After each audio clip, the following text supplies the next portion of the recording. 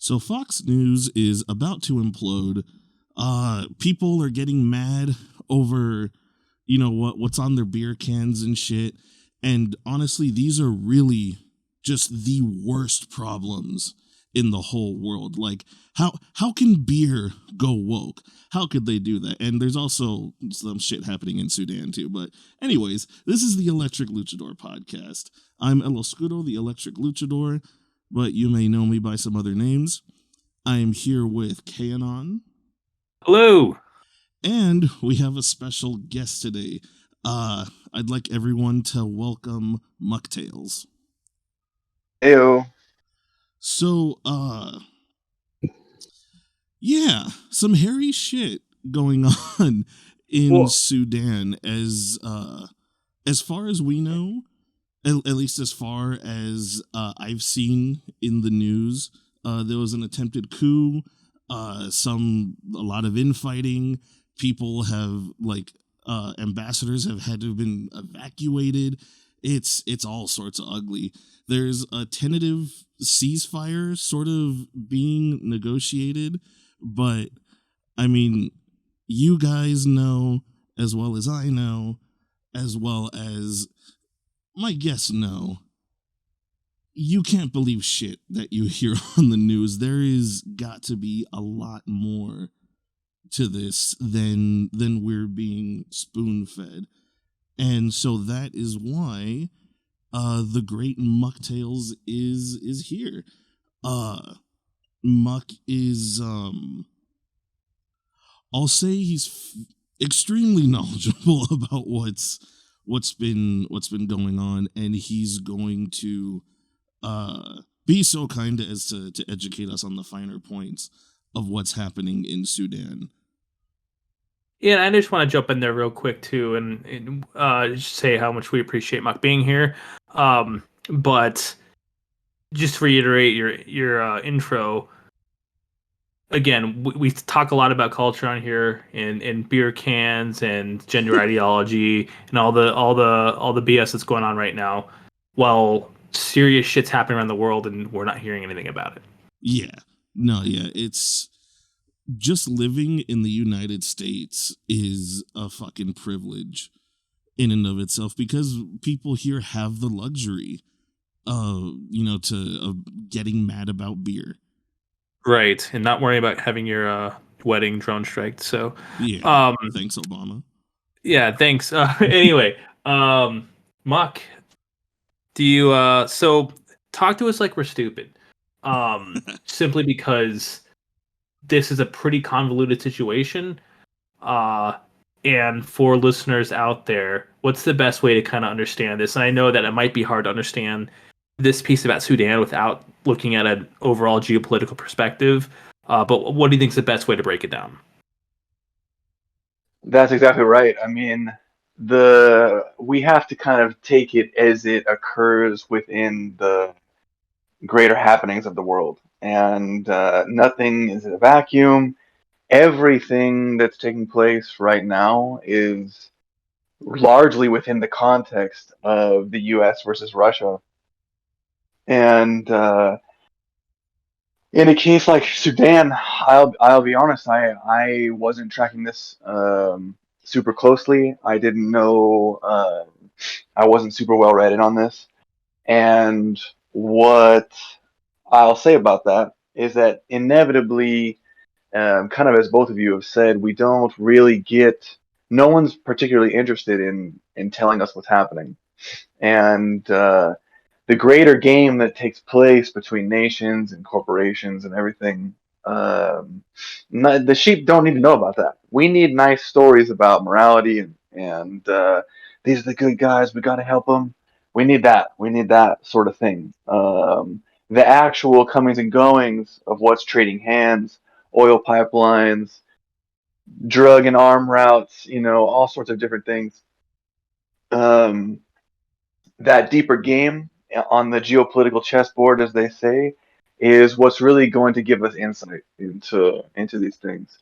And so, inevitably, as I was saying, because no one wants to tell us, we must be very clear that we're going to engage in sort of you know, suggesting and being suppositional about what's taking place. We can kind of, the way I like to describe it is that we can produce tapestries. We can kind of paint these tapestries and use the elements that we can find that seem to have some concrete either importance or significance, and tell the story. And I mean like an old school tapestry, like God and Jesus touching fingers, or whoever was in the Sistine Chapel. Um, you paint. Okay, we got some angels over here in a chariot. Okay, over here we got blah blah blah. You put things together, and all of a sudden we can have a clear picture of what's going on. Whereas if you just look at maybe one piece and it's not related to anything, it's really unintelligible. And I'll kind of enter Sudan by saying, in this particular case, this is one of the least amount of information that I have seen in the recent campaigns. There's almost no one is interested in taking a side in this fight right now, which is really bizarre. Usually we would have gotten a rollout. Like even I've been tentatively comparing this to the Kazakhstan episode that happened like maybe 6 or 8 months ago, and maybe actually it was actually Kazakhstan was before Ukraine. Now that I think about it, It was long, yeah. so what I'll say about this is, even in Kazakhstan, where we had this skirmish of militants and Russian forces and there was a bunch of commotion going on. There was some propaganda here, and so usually one of the best things to do is just to look at what each side is saying. And in the Western media, so just to kind of reiterate again, yes, there's some fighting going on, and the fighting is between two groups in Sudan: the military and this other group that are like sort of paramilitaries that were elevated to military status, called the Rapid Support Forces. And I'll say that um, my initial opinion of the Rapid Support Forces was that it was highly suspicious. Who is this militant group who can challenge the military? And the long story short of what's taking place is that a couple years ago, the military and this group, the RSF, banded together to oust the long held president. And the RSF, this Rapid Support Force, was basically a bunch of militias that gradually kept being more useful and more useful, and they kind of were just sprouted into a full military. And so when the official military of Sudan and this other group, the Rapid Support Forces, took over the country, they entered into some sort of dual control. The head of the military, of the proper military, is like the president, and the head of the paramilitary group is the vice president. And officially, um, the plan is for the Rapid Support Force to be absorbed into the official military as the government is turned over to a civilian government. And well, it looks like the conditions of the paramilitary, kind of surrender or being absorbed didn't seem to be favorable in some way, and so the Rapid Support Forces basically sprung upon the official military and attempted in one swoop to seize the presidential palace, the main airport, and like the main like military airport. They tried to hit like um, the top three basically control sites in Khartoum, which is the capital. And there was some fighting, and they were partially successful, but it looks like it was kind of stopped, and then now it's like in a ceasefire. And in the context of the greater world that this is taking place in, it was impossible for me to not immediately assume that this was an extension of the Russia versus U.S. fight that's taking place. But I'm not so sure now, and I'm kind of like, so I'll speak very, I would say, loosely about as I like attempt to interpret the situation. In general, my rule is that you have to see what trades hands in order to assess the situation. What trades hands is the only substance that we can paint our tapestries with. Everything else is ultimately PR, and PR is the cheapest ammunition that there is. PR is like 22. You know what I mean? PR is like you can pepper for effect with PR, but it's there's no substance to it. Whether you're telling people the truth or lying. So were you gonna say something? Or Yeah, I was just gonna say, do you mind if I ask, what makes you think that it potentially could be another proxy war of these major powers, and what makes you think it might not be? Well, I do yeah, have yeah. a quick interjection. Honestly, on that same note, I decided to, since in one of our last podcasts we were talking about various OPEC countries kind of Okay. joining forces against the Yeah. West. Both Sudan and South Sudan are OPEC plus, meaning that they're not actually members of OPEC, but they do participate in their initiatives like cutting production and stuff like that. Yeah, we for sure when we have to go into Sudan, who Sudan is, who Sudan connects to, who's involved with Sudan, like this. In order to try to crack it open, we now have to try to fill in the gaps. We have a piece. We have two fingers touching. You know what I mean? Right, And Yeah. we have right. to generate the rest of the tapestry. Um, And it is and also worth so noting, sorry, just really quick, it's also worth noting OPEC plus members also includes Kazakhstan and Russia. sure. Interesting. Yeah. Uh, So we know there's definitely oil in Sudan, so we can already Sudan's rich. There's gold. almost There, certainly gold is a big point issue. that Is as a big issue there, okay. and it's geostrategically important. It's right on the Red Sea. So that's the other thing. When we crack this open, one of the things we have to talk about is that Russia is about to build a naval base on the coast of Sudan. So this is one of the important. This is like one of the important parts of Really, this story. when did that happen? Um, well, yeah. So to get I think to answer that uh, uh, and tie it all together, I think this we heard in this kernel I started to dig in on. So for the past several years, Russia has been negotiating with Sudan to build a military base on the coast there. This would give Russia a naval base. I think they're allowed to staff 300, but they're about to have a repair yard. They're allowed to have like a few. It's a decent military base. It sounds similar to their base in Syria, or perhaps even their base in Sevastopol in Crimea.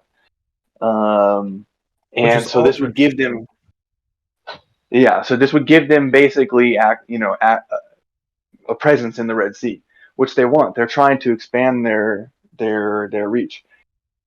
So this in like this began in like 2017. Talks about this. Okay. And finally, in 2019, they said, okay, we're going to go through a quote unquote like final evaluation, and yeah, I think it was it was like, I'm not sure. I actually, it may have been after the military overthrew the the long term dictator. I think. Um, Let me think about that. I'm getting a little twisted on my history, but basically they um, had this plan. It was held up in red tape forever, and then the military comes in, and they just in like earlier this year they said, okay, we're gonna go ahead and finalize it, and then they just finalized it basically. And so the Lavrov, who is like Putin's kind of second hand man, he went down there. They're saying we'll have to talk about the United States too, but people are saying that Victoria Nuland, who is like the notorious henchman of the U.S., like sowing coups all over the country, she apparently goes there too. I looked for evidence of that, but I wasn't able to prove that. But people are claiming that she just visited there in March or something like that. So to get back to Russia, they agreed to make this naval port. Now, at this time, we obviously know that it's not even really a Cold War. I mean, it's pretty much a hot war between the U.S. and Russia. They're keeping it below nuclear tensions, but we're basically engaged in a hard, barely, proxy war. We're coordinating everything, and we are filling this place with mercenaries. Where it's a NATO war is really what it is against Russia, and it's very difficult to see Russia gaining military advantage with the approval of a government, seemingly, and then something comes to disrupt it, and then now we're seeing that play out. So it's hard to hear that and not immediately think that this is an extension of the war. So, Um, so sorry. it Just to be clear, you're saying the timing of this most recent bout of violence in Sudan is kind of coinciding with the what should have been the finalization of Russia's negotiations to build their base there on the yeah, coast. Okay. Well, especially exactly. if go ahead. No, go ahead. I was going to say that if it's true that Victoria Nuland has visited Sudan, I think it's hook, line, and sinker. That it's just coup down then. I mean the Yeah, I mean, presence of gold and oil in Sudan and the knowledge that Russia has been negotiating the building of a naval base, I think is already hook, line, and sinker. That's it's enough. serious. That's enough So non-U.S. profit for the U.S. to be like, oh hey, that's not kosher. yeah, and the little bit of squeaking that I've heard from the U.S. media, from CNN reported this, Wall Street Journal reported this. They're like, oh well, Wagner PMC. Wagner is like Russia's Blackwater. Wagner is Russia's primary PMC, their private military contractor, who they're using for a significant amount of the heavy lifting in Ukraine, but they're used in Libya, they're used in Sudan, they're used in Syria. It's the private arm of the Russian Federation forces, and um, they the U.S. media is saying like, oh hey, Wagner is it over there? They're selling arms to this other group.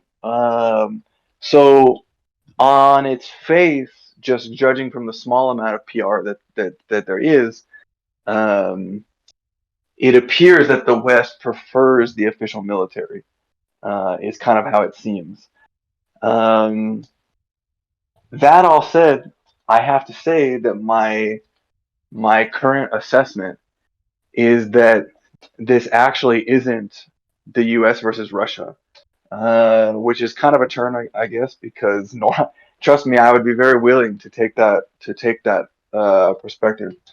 And I think we have to start with that because the whole situation begs that. It begs that circumstance. But if we tell some more of the story, I think it'll make sense. So, uh, in the greater scheme of the world, yes, the U.S. and Russia are fighting in Ukraine, and it's horrible. Honestly, Ukraine is probably approaching 1 million casualties. Ukraine's getting their teeth kicked in. I mean, it's bad. It's really bad. People, you might hear that Russia is stumbling. Russia's like losing. Russia doesn't care. Russia doesn't care what PR. They concede the PR fight. Honestly, they don't care about that at all. They're just all they're concerned with is keeping the artillery shells coming. Their strategy isn't going to be beaten. They have every superiority needed in that theater. So I'll just say, um, this conflict as it's taking place, it's a big deal, but I think it's surprisingly contained. It's kind of in my view, it's a desperate move from the West to kind of participate in this. So outside of this theater in Ukraine, a huge amount of things are taking place that are the biggest stories in like 100 years, and nobody's paying any attention to it, and it's really frustrating. But it's great news also. So yes, I don't. It's not good that all these people are dying in Ukraine, but on the other side of the tail, the Sunnis and the Shia are making peace, and it looks like for real. It looks like a real thing. Iran and Saudi Arabia are breaking bread. They're saying, well, maybe they're not breaking bread yet, but they're saying like, hey, we're gonna cool this out, blah blah blah. We're gonna talk this out. We're gonna reestablish diplomatic relations, blah blah blah. And along what you would need if we were gonna believe that, if we were gonna say, okay, the Sunni and the Shia are gonna make peace, what would we expect? We would expect the kind of juniors of the Sunni Shia world to follow suit. We'd expect, if Saudi does, then UAE does. If Saudis do, maybe Oman and Qatar, follow suit. On the Iranian side, okay, maybe the Houthis in Yemen are going to start making peace. Maybe the Syrians are going to start working again with the Arab League, and now all of a sudden that like theater can come to a close across the board, and all those are real examples. I wasn't giving like hypotheticals. Right.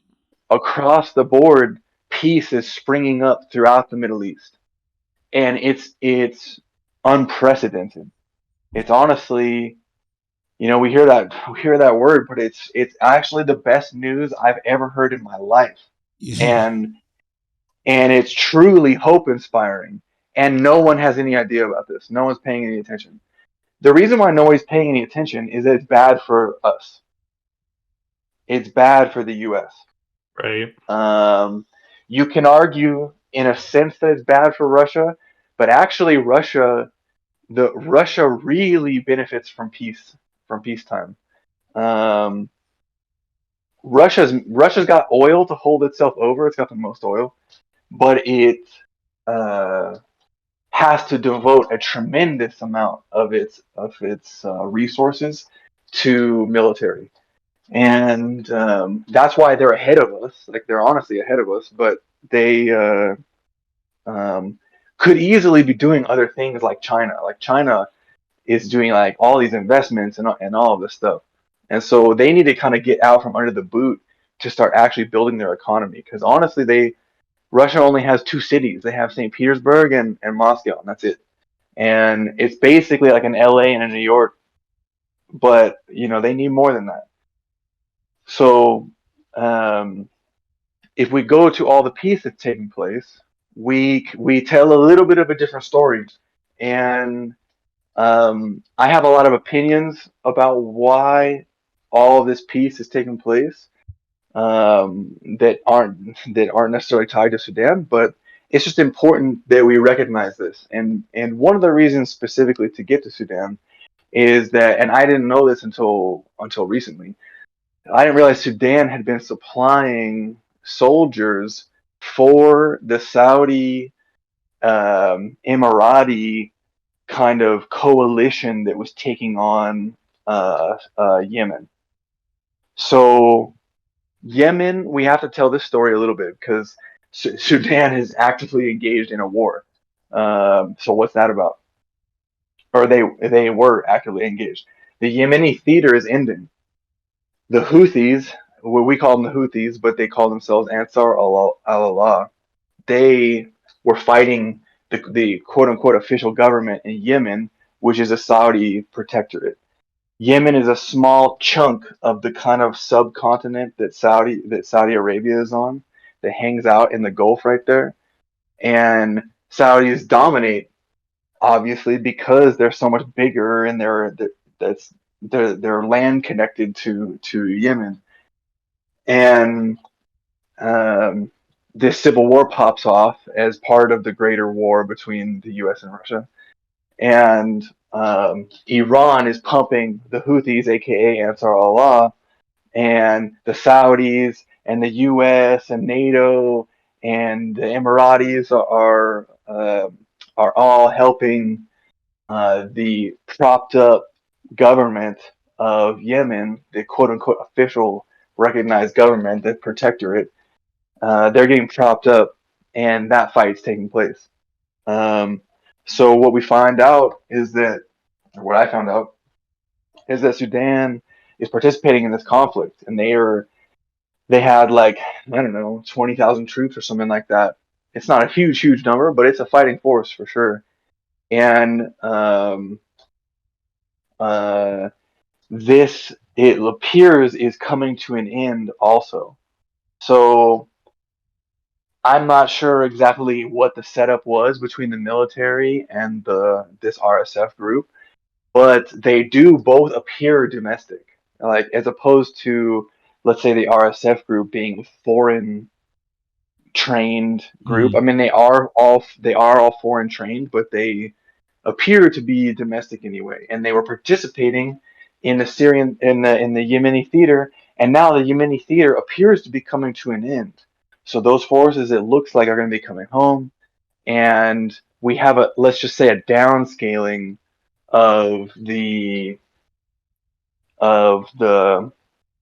war efforts of the country.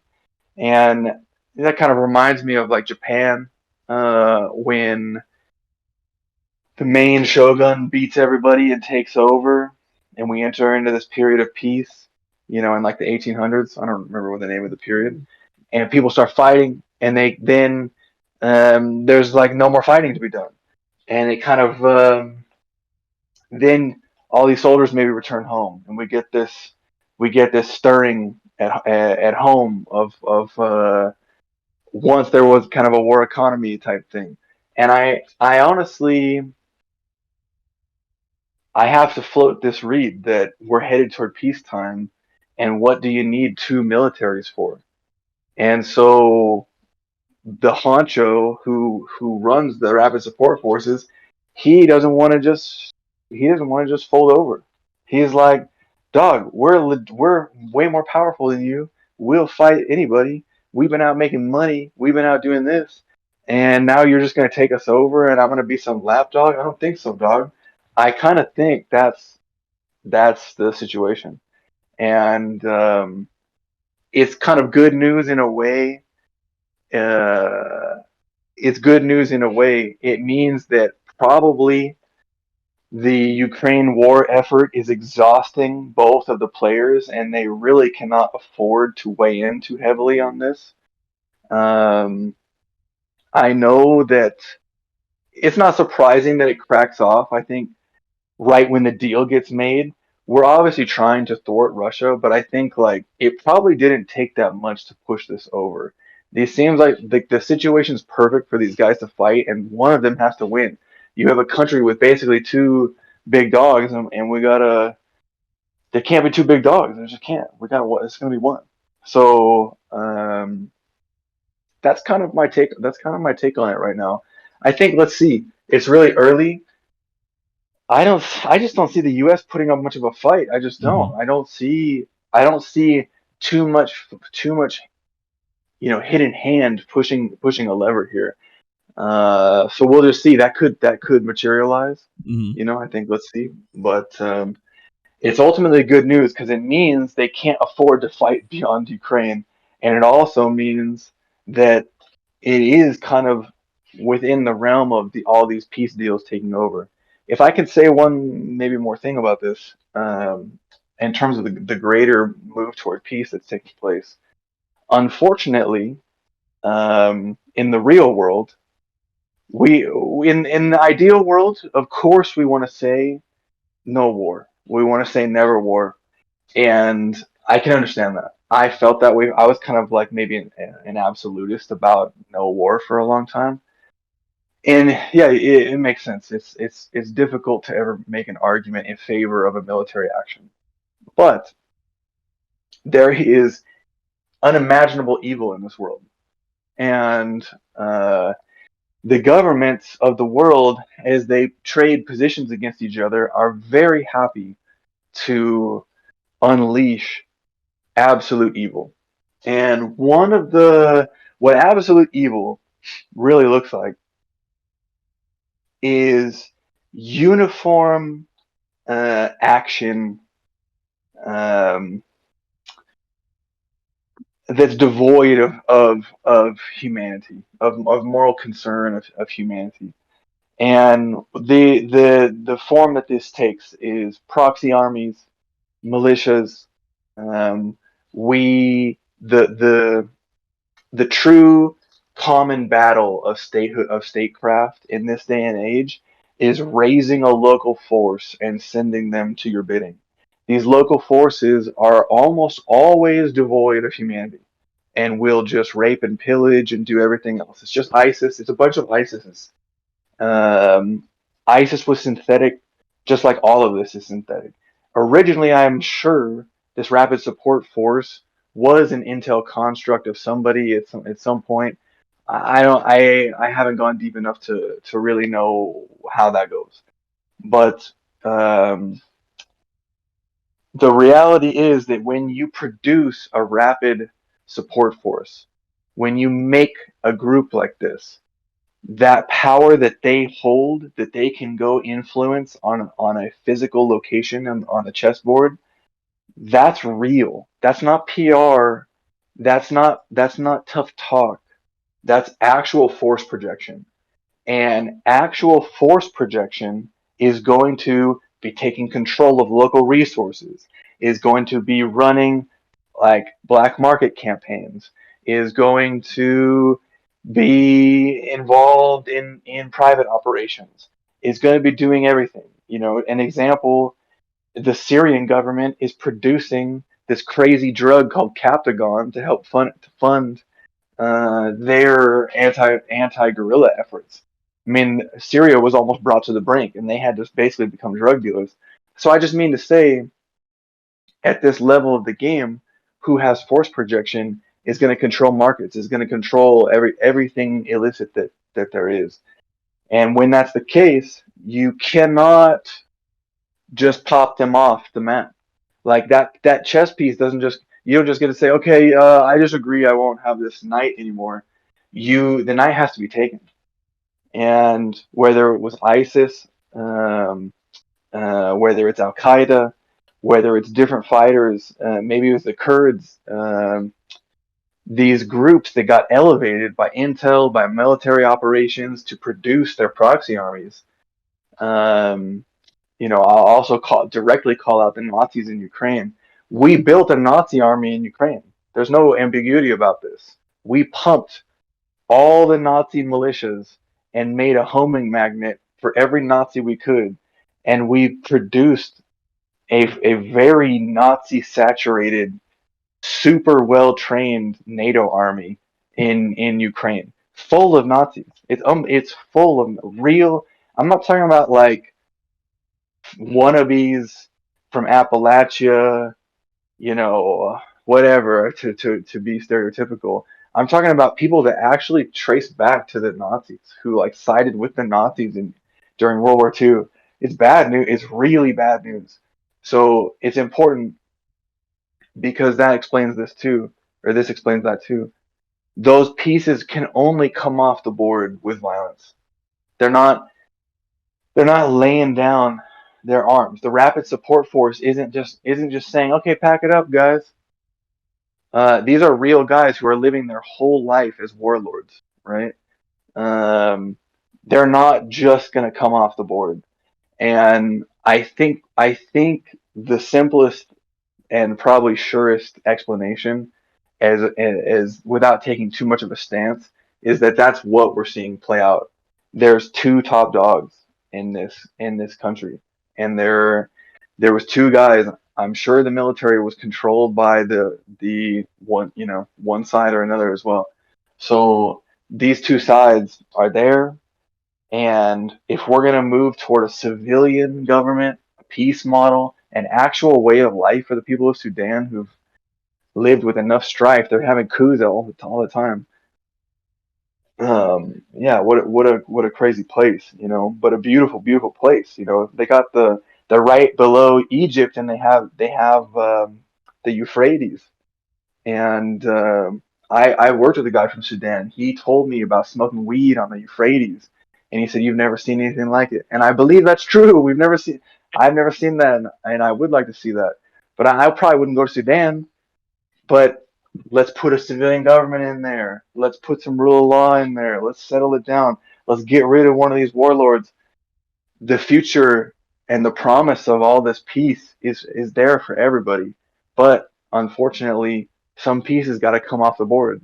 And whether it's the traditional military or it's this new, or it's not necessarily new, but rival group, that's kind of So that's what we need to see play out. let me ask you, Muck. Do you believe, is it Western propaganda to say that a multipolar world breeds war and that a unipolar world is the most peaceful for everybody? Or is that just, like I said, is that Western propaganda that we've been told growing up, being in the United States? Well, I mean, honestly, that's the right question to ask, because at the end of the day, if we're going to talk about what's justifiable violence, what's justifiable war, what we want to take place in this world, we have to decide how we're going to deal with evil, and we're going to have to decide who is the greatest evil. And if you really are for peace, love, and democracy, then that's cool. Then, like, yeah, that's good for everybody, it seems. I don't know about killing a quarter of the country in order to make them peaceful and democratic. That seems, I'm not sure about that. But we can understand at least that you're a beacon of virtues, as opposed to some crusty old Soviet era communism that it just seems bad on its face. So I mean, on the other side, um, I think it just falls apart. Like that's kind of as generous as I can be. Um, what we've had is one superpower since World War II. We're uncontestable over here. We have complete dominance of our geostrategic zone. No one's going to come over here and contest us. Mexico, Canada, they can't. That's just not going to happen. And so any move of Russia or China over here to influence, there's only two candidates to influence. Whereas look over there, uh, we can fire shots at 30 countries, at any time for each of them, for both of them. We can just start fires all over the place.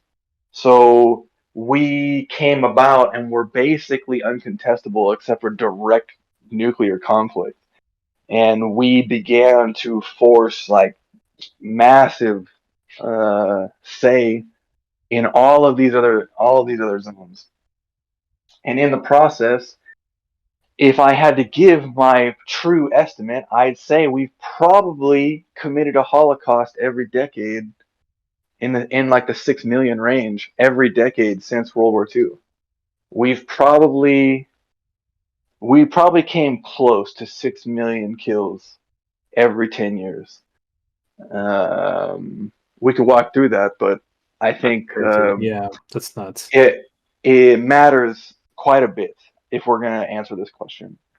Yeah, we can go to the Korean War. Dude, the Korean War is the most insane thing ever. We literally killed like 25% of North Korea. It's with fire and chemical weapons and biological. Dude, it's outrageous what we did. And we didn't stop. Then we immediately were jumping into Vietnam. We're doing everything. And Vietnam with fire. Just talking about Korea too, and I think this needs to be said because like I said, I think that I'm not anti-American in a sense, but I am anti-imperialist violence. And we say that we respect democracy, right?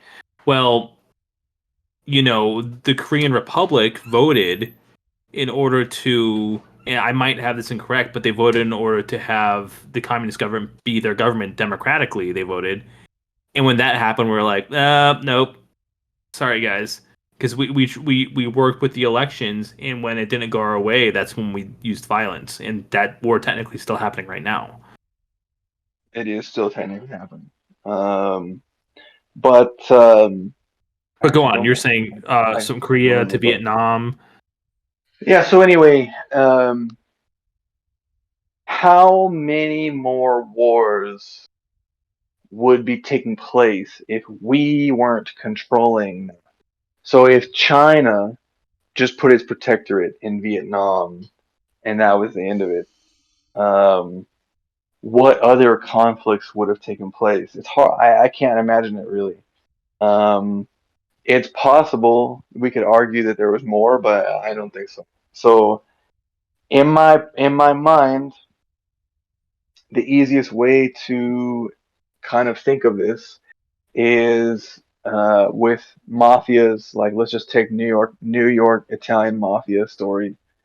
If the Gambinos or whoever run a neighborhood, yeah, it's not ideal for anybody. It's not ideal for the shopkeepers. It's not ideal for anybody. You're getting extorted. Your people, toughs are coming in, living, but literal boss hogs, and you're having to pay them your hard-earned money that you're generating, and it's not good. It's not good for the local shopkeep.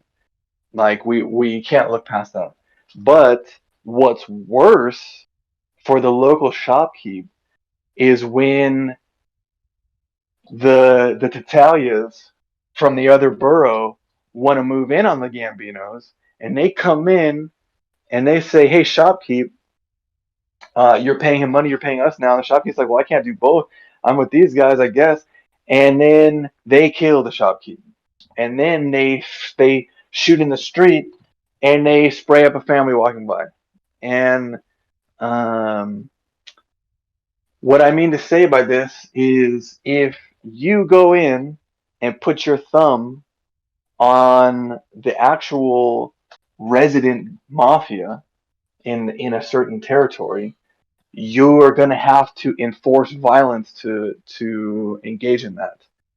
If the mafia controls it, just controls naturally its local territory, there's relatively little violence. You might have to kneecap a shopkeep sometimes when he gets a little upset, but ultimately things are smooth. And that's exactly what's going on in a lot of these theaters. You have the U.S.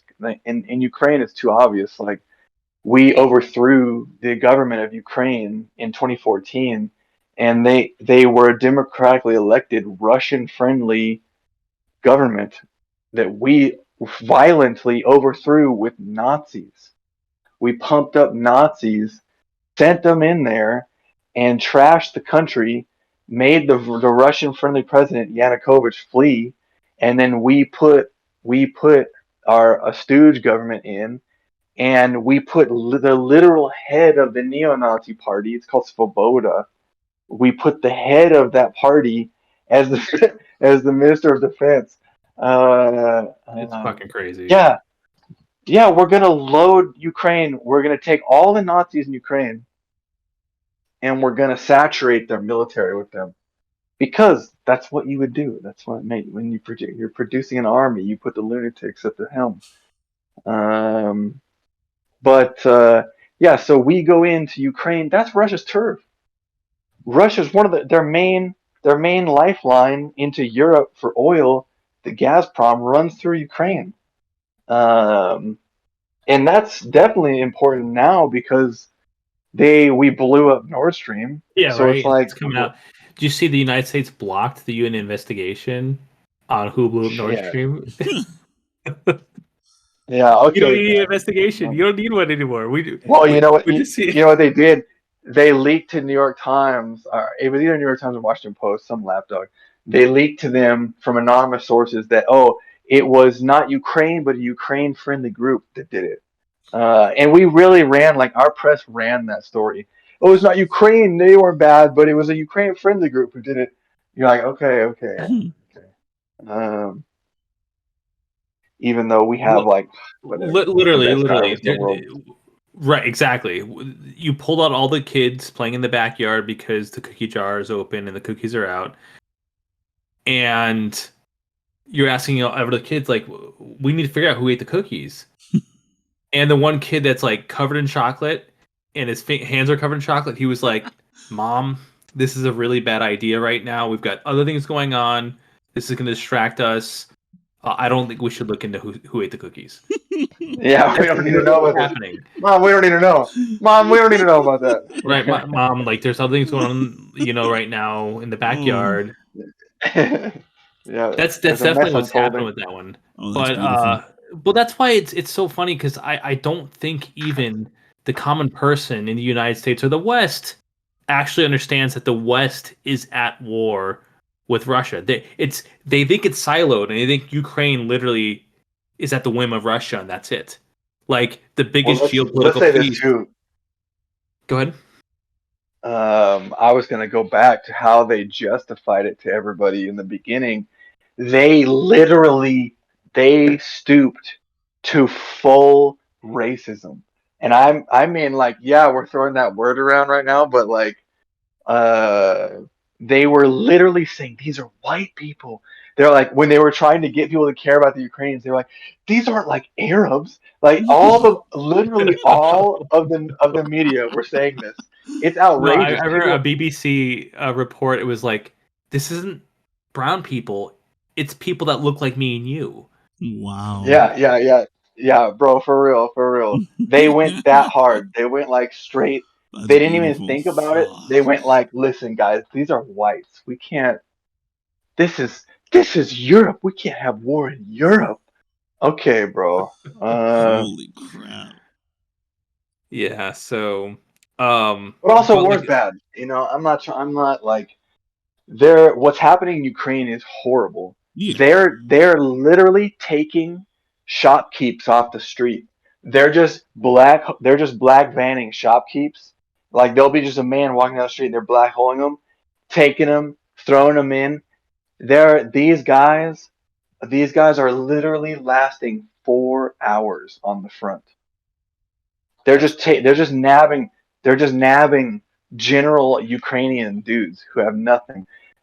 What we're seeing take place is absolutely evil. It is none of this would still be happening if we weren't pumping blood into the corpse. This would have ended in a month. Ukraine cannot fight Russia. They can't. Russia has literally every advantage, and we are basically a vampire pumping.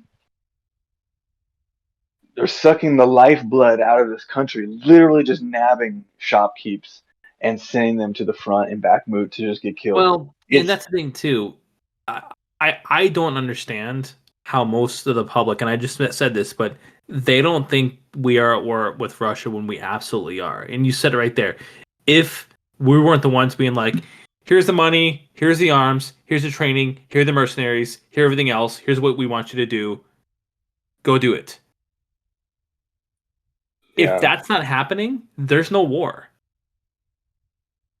Yeah, we've done breakdowns of some of the propaganda that is coming from the front. Obviously, both sides are producing like war footage, but one of the dudes, he on YouTube, he goes by Larry, Yuri, Nuckenfutz Yuri, and his supposed story, is that he is an American who just really randomly fell in love with Russian and Ukrainian culture growing up, and ended up traveling to Ukraine a lot, and falling in love with the country. And when the war started, he he decides to join the effort. Now, his story is obviously bullshit, and this guy's highly trained from our military. And what he's actually doing in Ukraine and filming it is he basically runs a squad, and they have like Humvees, go fast cars. They run up and basically do some forward, recon of a Russian position. They run up on them, strafe them real good, light it all up really quick, and dip and get the hell out of there.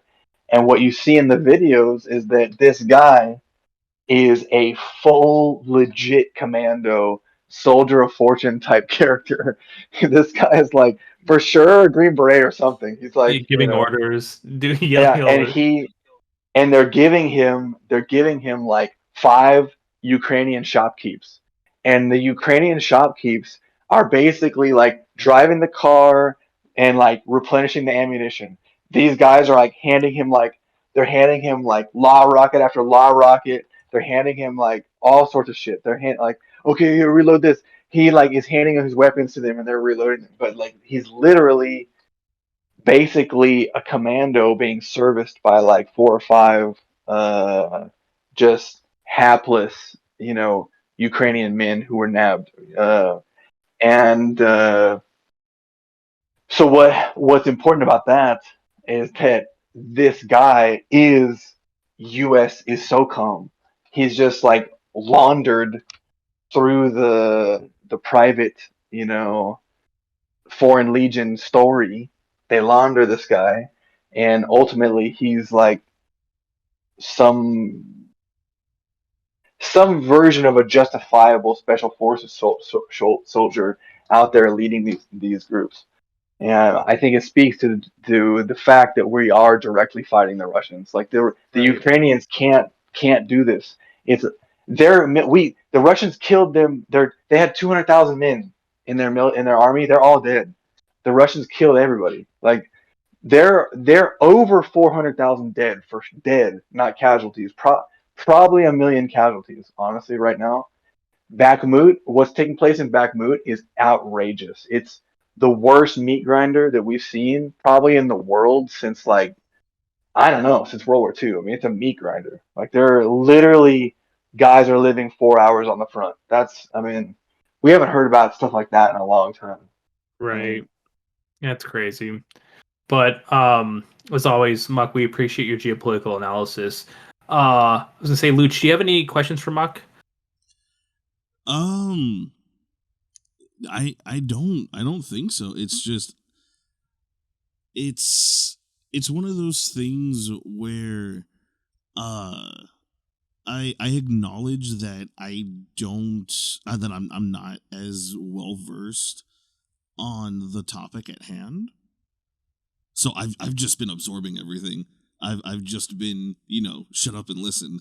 And this has just been just extremely illuminating to to hear all this and to learn all this. So I wouldn't say, I mean, I guess I would go back to Kay's question from earlier with the idea of a unipolar world versus a multipolar world.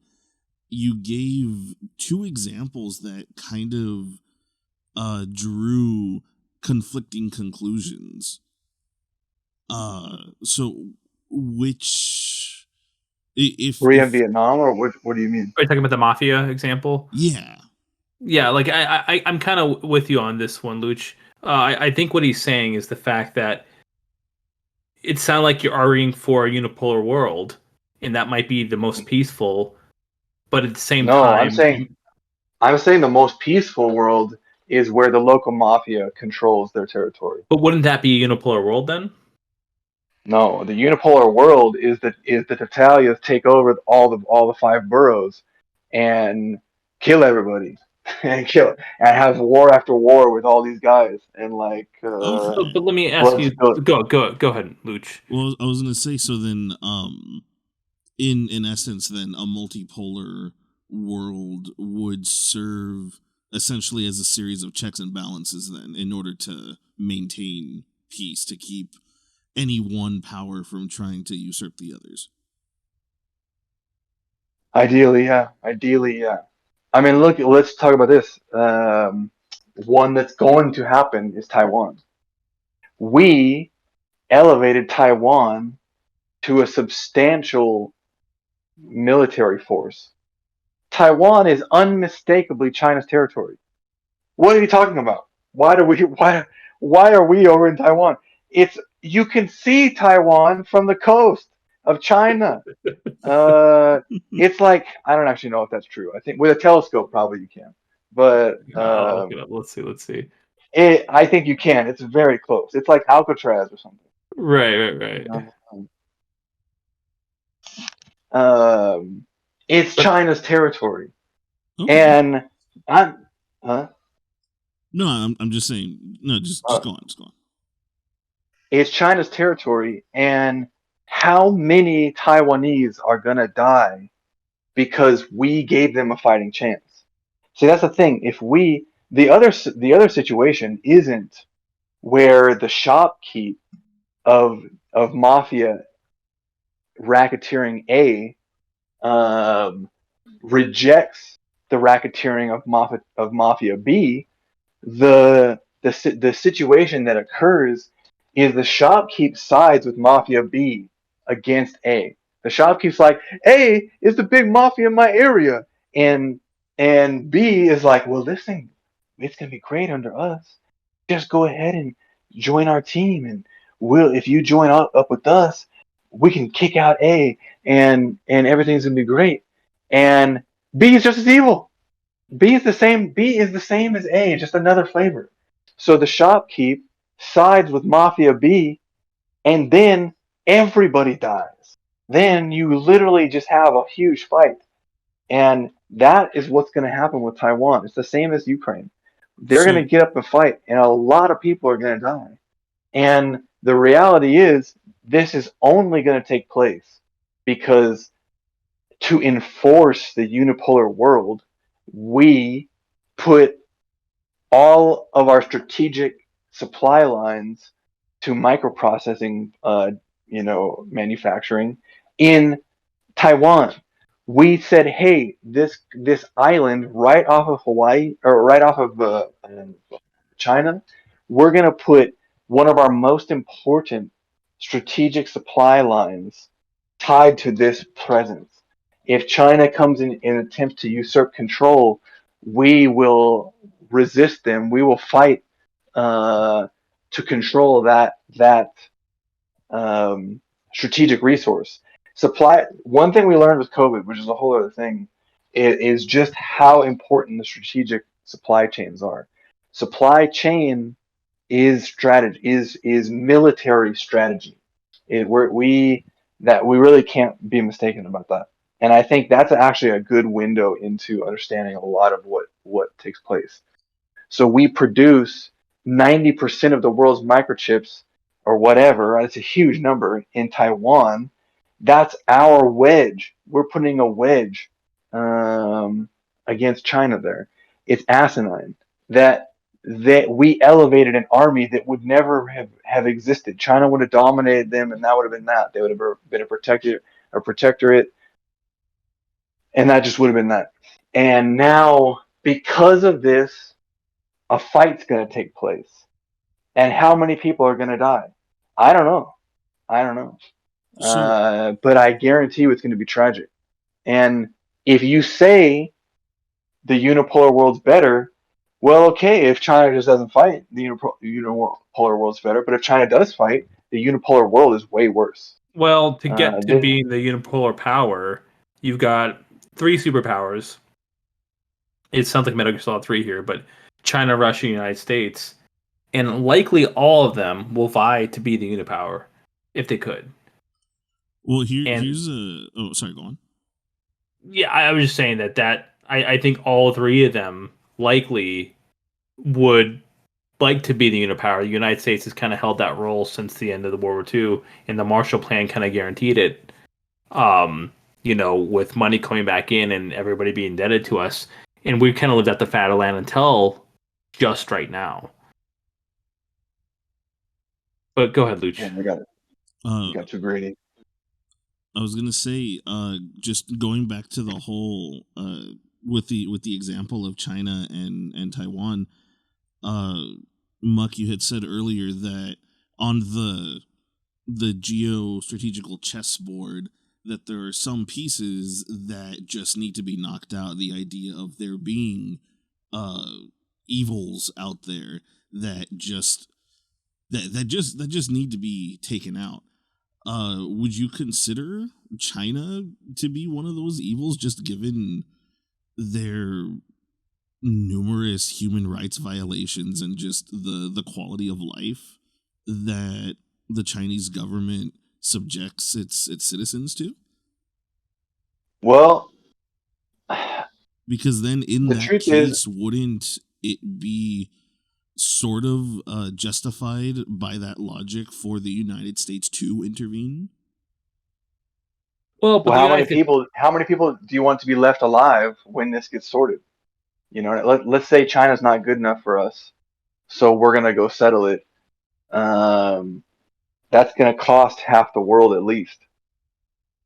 Though that would be, to settle China would be probably the end of the world. So it's not on the table. well, I guess here's another question about that. Well, China does have a lot of issues. The United States does as well. Russia does as well. All the countries have. I mean, we're the ones who really have been like we made jokes about drone striking weddings and things like that. Yeah, Russia and China aren't doing that. Show Right. me the last time Russia and China did that. You can't. Well, here's what's interesting is that the United States is the one leveraging Taiwan. And so we're saying, is China a good one, or should we be wary of them? The reason that they're not is because we're kind of sitting at the coast of Taiwan saying, na boo boo, and propping them up. So it's interesting. I mean, we had to look at this too. I don't know if this is a good thing or bad thing. It's more hypothetical, but South Korea, Taiwan, a lot of these places are artificially propped up by the West with the backing of, the threat of all hell breaking loose if, they don't do it. Now, Taiwan has been very successful, so South Korea, under the support, and I think there's an argument, maybe there is a positive piece there, but I feel like China feels like Taiwan is their country. Let's look at Ukraine. Ukraine was a part of Russia, or the Soviet Union at least, just within my lifetime, and I'm in my mid-30s. So I don't know. And Crimea wasn't even Ukraine. Crimea was just plain Russia. Yeah. Right. I don't know if there is an easy answer to these questions. For example, going back to Metal Gear and the theme of Metal Gear 5 about language, in the east of Ukraine, they're speaking Russian. Yeah. I mean, And that's very important. Right. It's interesting. Do we know if you're going to humanize them, it's important. If you're not going to humanize them, if you're just going to talk some shit on Russia, then okay, then you don't have to humanize them. But I'm not really in the business of dehumanizing people. I think like I watched for 8 years as they killed the ethnic Russians, and nobody cared or did anything. And finally, Russia said no more, and now it's a huge deal because Western whites are in trouble. And if we're really going to play the ethnicity game, it's disgusting. And the Russians that are dying matter just as much. Uh, they really Yeah. do. No, 100%. 100%. And so, but Luch, you do bring up a good question, and I think it's a valid one. I just don't think there's a good answer. Honestly, there probably isn't, because it's, I mean, it's essentially a trolley problem, just blown up to a global scale. Absolutely. That's exactly what it is. That's exactly what it is. But listen. I'm glad that you said that because honestly, this cuts to the core of what we are witnessing taking place in the world. The track we were absolutely on the track to kill the most people. Uh, the people running the U.S. were absolutely demons. I mean, there's honestly no two ways about it. They were creating ISIS, they were creating Al Qaeda, they're creating every death squad, they're sending them in to do their bidding. What we've been up to is outrageous. It's evil. It's just evil. And we literally, like in Syria in like 2013, we like right before the Russians like stepped up, we literally came close. Honestly, that was closer than now. People just didn't weren't paying attention. But the navies literally stood toe to toe, and the Russians said, "If you launch, we will light it up." And now I honestly haven't been worried about Ukraine because I kind of felt like it was a done deal. Like I felt like we've just been waiting for the Russian cleanup. That's this movie that we're watching in the greater scheme of the world. We've just been waiting on this. It's the outcome is certain, but with Syria it wasn't certain. We didn't know how that was going to play, and when the U.S. had to back down from I mean they were 10 toes on each side, and the U.S. had to back down, which is a whole story. Um, that was a red ass beatdown. Honestly, and the Russians have been winning ever since. It's pretty crazy. The Russians beat us so many times in a row now. They beat us in Georgia too. If we want to go back to the Bush days in '06, we tried this. We tried some shit with them in Georgia. And Georgia's just on the other side of the Black Sea from Ukraine. It's another like cork in the Russian bottle. Let's just say. And we had them go crazy. They start going into this small ethnic enclave and start ethnic cleansing, and then the Russians come in and kick them out. But I forget the greater point that I was making. I think I was talking about ethnicity, but Or that the United States has pulled the shit before, or at least the West. Yeah. dude, yeah, the English are up to it. Everybody's up to it. It's no good. It's no good. But honestly, it's coming to an end. It really is. It And certainly sees that point, and I think that we're going to see. I think we're going to see Taiwan go, and that might be one of those pieces on the board just for a multipolar world to really exist with checks and balances. Because I think if I'm going to really synthesize our conversation and try to pull the theme, I think that what I can take from it is that the multipolar world with checks and balances existing might be the healthiest existence we can have. it's the hope. It's the hope for sure. Well, and think It that is. if we want to compare it to the powder keg of World War One, and that was a truly multipolar world as well at the time, and we didn't have a lot of influence in Europe at least. Um, I mean, we were just fucking shit up in South America, but at the time, so early 20th century, I think people were excited. not excited, but enthusiastic to go to war. Going to war right now with a superpower means the end of humanity. Really, like there are steps you cannot go back from, and at least everybody kind of understands that right now. And there is it's a bit of a strange deterrent, right? Well, one thing the audience needs to understand, that everybody in the West needs to understand, is that Russia is ahead of us in missiles, Oh, absolutely. and Russia can hit us with a missile that has like a 20-minute flight time. It's unstoppable. The hypersonics that they have, that we don't have, we cannot stop them. They This matters a lot. They're ahead of us in anti-air. They're ahead of us in their fighters. They're ahead of us in their bombers, and they're ahead of us in their missile tech. It's actually outrageous. Like people, I think, would be surprised just how vulnerable that we are. We actually can't fight them. We will lose. Russia's serious. Russia's serious. They don't have to fight us conventionally. Right, but I think if it went to blows, it would be, I mean, I think you could argue an actual extinction event. It would. So anyway, fun stuff. But yeah, I said, like, Muck, we really appreciate you being here to kind of give us the geopolitical lowdown, because you don't get that from CNN or Fox. No.